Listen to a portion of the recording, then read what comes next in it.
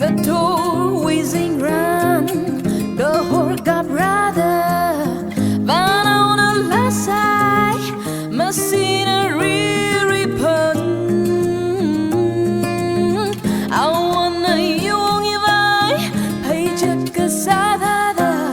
Lake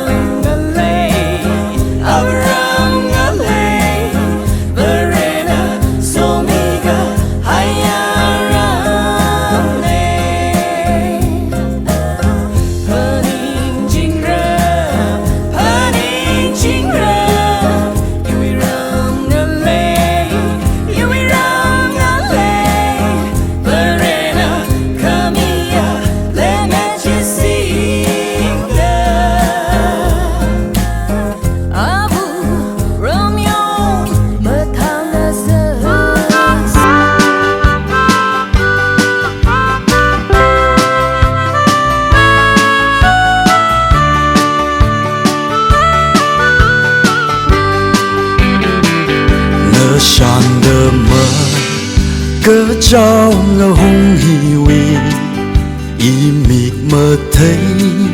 khờ cơ cho nơ sam khờ vai mơ sam cơ phăng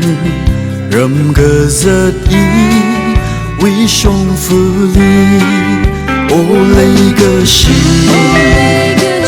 y rầm chi ly cơ thà ran ý sông đi đâu hồ chạm ri ni xin ri cơ hai nơ sam cơ vai y vi rầm đi zing tung cơ pu lý cơ hồ chi mịt nơ yup yup dâng đơ ngơ mi u ra shek sa khuy lu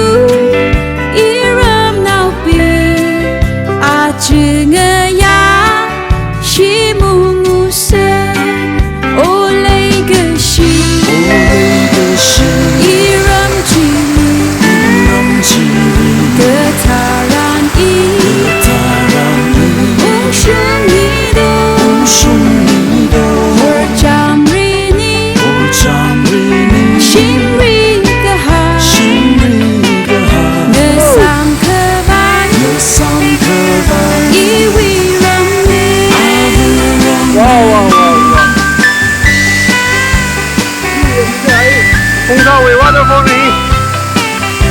Xong lầu bình lấy về đi, không cho đi.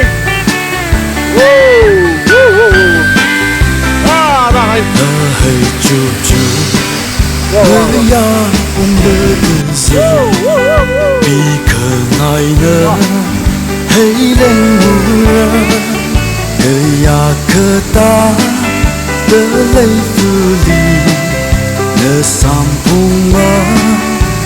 sung răng